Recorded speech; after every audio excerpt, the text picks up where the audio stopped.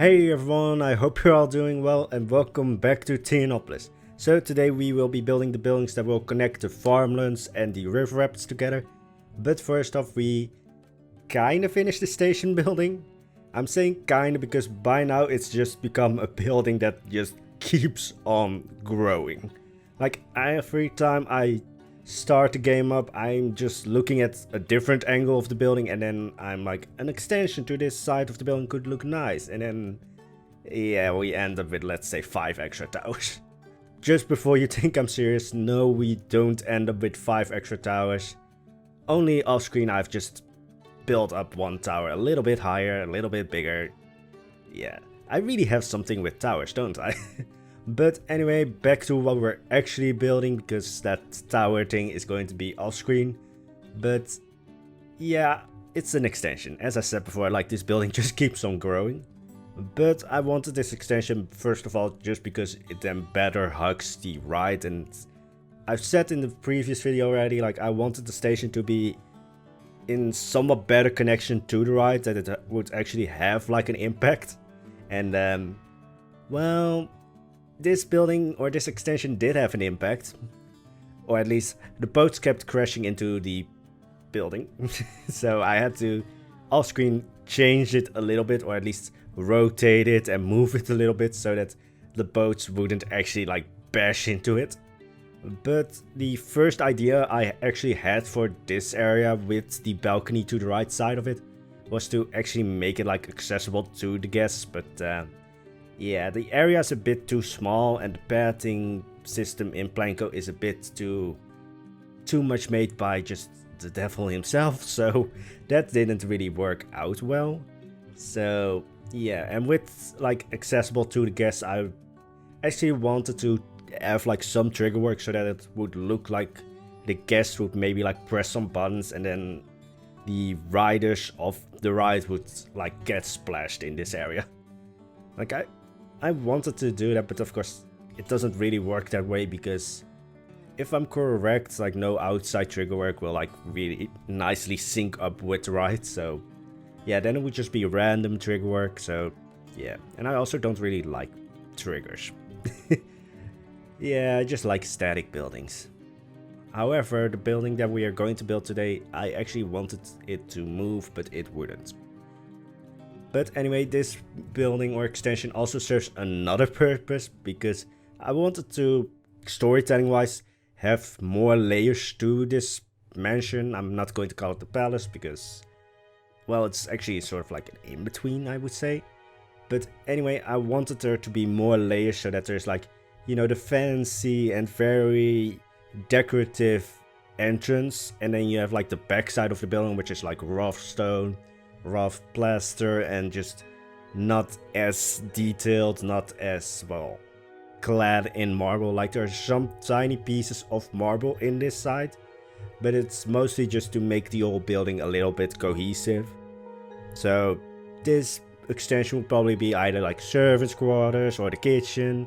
As I've said in the previous video, like, the storage room is right next to it, so it kind of makes sense, and it's also like a little bit offset of the building. So yeah, but now back to the front of the building and the more decorative entrance, as it were.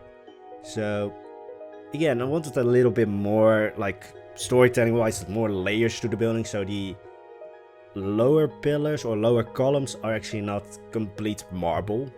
They are basically just the normal, like, I think World's Fair, like the Moroccan pillars or columns, and I just added like some like marble decorations to them. So that's like, this was maybe like built before that the mansion became, well, a mansion. So that the lower stories are just, yeah, they are pretty basic. I say, as I already know that they are, well, that this block of the entire mansion is probably the most elaborate. But yeah, it's not like fully marble clad, it's, yeah. I think I'm going to be saying yeah a lot of times. Actually, I wanted to once have like a counter on screen of the amount of times I say yeah. Yeah, or anyways. I think those are like the words that I'm most frequently used to try and move on to, well, to move from A to C almost. But anyway, as well, this area or this side of the building is like in complete sunlight, I also wanted there to be like some kind of like protection against the sunlight with like a canopy or some other things.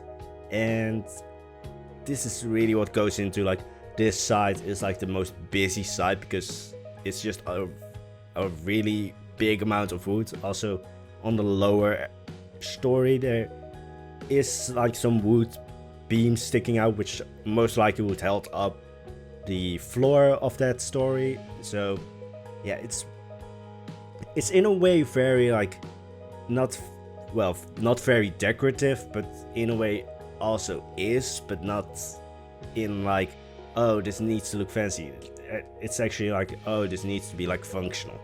And as I said before, Planco doesn't really like to do small things, or at least like I implied that.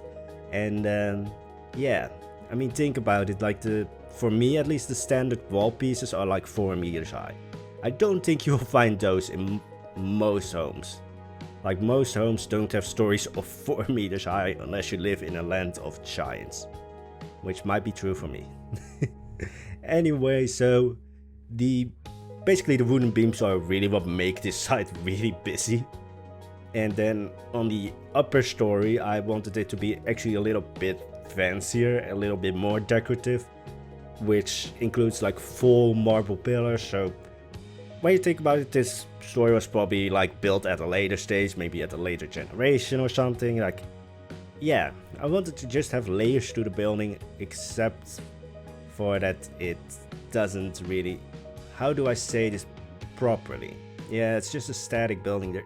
I really would have liked to have like some more like actually moving pieces, but this will have to do.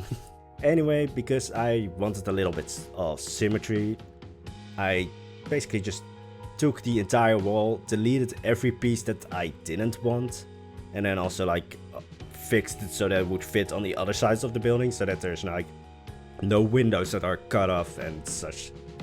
Yeah, in a way symmetry sometimes helps a lot because it's, I would say, very, well, it can be very pleasing to the eye because it's just like, it's the same, it's not, well, it can be busy, but because it's like completely symmetrical, it doesn't feel as busy. But there's like a fine line between like good symmetry, which is pleasing, and then very boring symmetry because everything is the same, or at least like, you know, from, well, different sides are completely the same. So I did change it up a little bit with larger windows. Didn't need to have like sun protection or like canopies on this side because it's just in the shadows.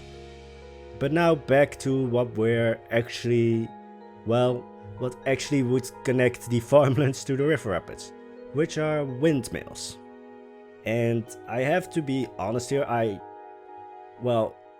have a little bit of knowledge about this, but not that much. So if I ever say anything that's wrong, like actually also for any other thing, like it doesn't even have to be about the windmills, like if I ever say anything wrong, please do tell me down below. But windmills weren't really a thing back in ancient Greece. Like to, let's say, grind up flour, or, well, mill up flour or something, or I think mill up grain would be the better way to say it. But that would either be done by hand, or there would be like a millstone. Like, I think most of us will know what a millstone is, but it's basically just a big stone that will grind up the grain into flour. But that would either be, well, it would be on a smaller scale and done by hand, or with a millstone, and it would be like drawn around by oxen. Like, real windmills weren't really a thing, but windmills are really actually what started this, right? So I really wanted a windmill. And then I took reference from 2 unlikely sites, or not sites, but just 2 unlikely places. First, there is like a windmill in Iran, which kind of follows the building structure that I use today. And Yeah, I'm going to go back into that later when we are a little bit further with the windmill. But the other reference I took was actually from a game that I think I haven't played in almost a decade, which is actually Age of Empires. Like the Byzantines have like this sort of windmill. I think a lot of other civilizations in Age of Empires have the same kind of style of windmills, but the Byzantines are really just, well, like the closest thing you probably could get to Greeks in Age of Empires, or at least the one that I looked up. And it kind of had the same style as the one we're building right now. Also had a little bit like, because, well, it's Age of Empires, you're actually building like your civilization up, so you aren't looking at ruins and trying to decipher how did this look when it was, well, whole.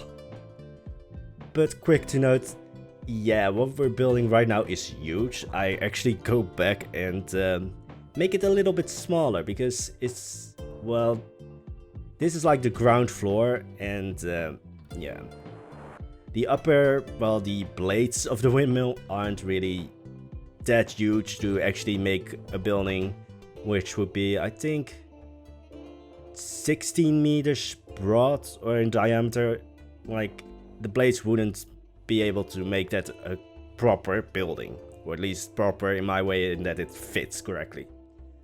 Also, you quickly saw me like put in some kind of like window, which is basically just a trapdoor and then it opens up. Alia, this is just there for you. Because whenever that window opens up, you just get splashed with water. Yeah. Again, like, I never really get wet, but somehow you got soaked both times that we went on Piranha. I don't know how you managed that. But anyway, back to the windmill. Yeah, it's not the standard design we all know today. Like, the standard design that we know today is like, well, with the 4 blades that's, well, this windmill also has 4 blades. But I think you will see in just under a minute that it's not going to be like the same design because, well, this really just looks like sails. But I really liked the style of this windmill just because it's different, like it's not something we usually see, and it felt a little bit more appropriate. Like the windmills that we, well, know today, or at least like are the most recognized, are I don't want to say boring, but for Planco, or at least for this park, they didn't really work well. And of course, like, if I wanted to go completely historically accurate, then yeah, then we would basically just have like the lower stories, which is basically almost like a tower, because that was all done inside. There wouldn't be like very much to see on the outside, so it needed to have blades, otherwise you would not know what this building would have been. And yeah, I just really wanted this building, so I'm coming up with all the excuses I can manage to find. But in the end, I really still like the building. It's a little bit larger than I thought it would be. Or at least, like, the blades are a little bit larger than I thought it would be, but the ground floor is smaller than I thought it would be, so it's, in a way, maybe evens out a bit. But anyway, I'm probably going to copy this windmill, I think 2 more times, so I'm not obviously going to show you guys me just copying an entire building. That would be a little bit unnecessary, I would say. But I do, well, we are going to build another windmill in a short while, which actually is a lot bigger, which is probably like the size of the original windmill we just built. Or at least the original, like the too big windmill. And yeah, it has an interior, which takes a long time. And I can already say that, yeah, last time we had a cliffhanger episode with the station. Now we have a cliffhanger episode with the windmill, which, like, I don't really like making cliffhanger episodes, especially when it's like over the weekend. But yeah, either I could have cut out the second windmill completely from today's video, which would have made for like, I think a 15-minute video, because we are about to go over to the next windmill, which strangely is like now for me a short video. Like that would be a little bit too short for me. And then I really remember like, oh yeah, the earliest videos of Theonopolis were around that same time. Like it's, I don't know if it's like after I went back to Theonopolis or even before that we slowly started to move on to like 20 to 25 minute videos. But yeah, so we are not going to be able to finish today's this windmill, because it took a bit too long. Like interiors always take a little bit longer because you have a little more details to just look at and build. Also, the ride goes through it, so it needed to be like functional, that the boats wouldn't bash into it as they formerly did with the extension. And yeah, it was also interesting to actually build like the millstone. I think that's the correct word for it. And you quickly see me using some pieces that, do work a little bit. Like I think it's the wine press that I've used for the bottom to make it look a little bit rougher. And I searched for it some time, and then I finally thought like, wait, that cider press also has like separate parts, which actually could look like a millstone. Not completely, but it would be able to look like that, and then, add the gears to it, and it sort of looks okay. Also wanted to make it so that it would seem like you could raise the millstone up and, basically drop it down below so that it would actually grind up the grain. I don't think I've completely managed to make that look functional, but hey, it's somewhat workable. And yeah, I really just like how it slowly turned out. However, I'm still thinking of like, because Theonopolis is not the most like accurate when it comes to architecture and such. Like some buildings are just like held up by, I don't know, magic or something. But here I thought like, alright, we have basically wooden beams supporting a stone structure. That wouldn't work. Like wooden beams would just crack under the weight of, the mill, or basically the wooden or the stone structure on top of these gears. So I need to figure out how to make that work. Also, like the former mill, or like the mill that we actually finished in today's episode, that's a round structure, but I didn't want this structure to be completely round because it also serves as like the machinations or like the machinery behind the lift hill. So the inside of this building is going to be somewhat round, like half round, so that, after you go through the windmill, you basically fall down. I'm going to do most of the rock work for the river rapids off screen, because that's like, I think that's boring, but yeah. I've previously just said a lot of times, like rock work is like the thing that you do when you don't have a lot of inspiration, because it doesn't take a lot of like, inspiration to build. It's just like, alright, where would rocks fall down? Where would rocks lie? I almost said locks, but yeah. So the rock work is going to be done off screen, but yeah.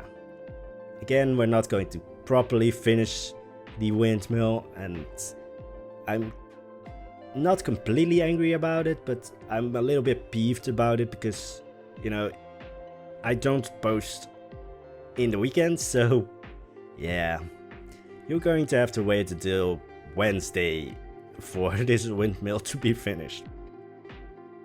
But anyway, back to actually building things, otherwise I will ramble on about, we're getting closer into like Planetcoaster territory, because I'm talking about next week. But anyway, so I said like, the building is not going to be completely round, but just because it's easier to like make a round structure by making it actually fully round. Like even if you only want to have like a half round structure, it's easier to like make the rounded sections like in a complete round, and then like delete half of the rounding or like half of the round structure later. So yeah, half of what we are building right now is going to be gone. But I've also just kind of figured out, like, even though the river rapids kind of broadens in this section, the boats actually cling to the inside, to like the actual like mill part of this building. So I actually had a lot of space to actually build into the track. So later on you will see me just build some like piers, or like I used to call them dock areas. But anyway, here you can quickly see me just deleting half of the structure. And yeah, the rest of the structure is perfectly round though, so it kind of works. It is sometimes annoying though, so that's why I usually, when I'm building round structure, like beams and, well, other things are usually separated into their own buildings, so that's just easier to select what you want to select and not just select the whole thing and then have to go back and deselect everything you don't want to rotate. So yeah, as I said before, there's like a little bit of like space in between what the boats would actually go through and where the edges of the track is. So yeah, I had a little bit of fun with that. Also, like, I'm planning to like do all like the cluttering and the foliage in like its own separate video, so we won't be doing that today. But I'm already not looking forward to this area because it's really annoying to build things inside of things. Like, the camera doesn't want to be in small spaces, so I might want to like separate the roof of this building or this windmill from the rest so that it's not as annoying, because then you have like a larger space. I also quickly want to basically look back into, well, Theonopolis and find out, have I actually colored every one of those planks and beams correctly, because I'm highly doubting that I did. Because sometimes I just start building and I forget, like, oh, I need to look into this also. Anyway, that's going to be it for today. Sadly, again, a cliffhanger episode, but otherwise it would just cut off at a weird moment, or would be 30 to 35 minutes long, which is a little bit too long for me. But anyway, I hope you enjoyed today's video. If you do, I hope to see you back in the next one. I wish you all an amazing day and an amazing weekend. Bye bye.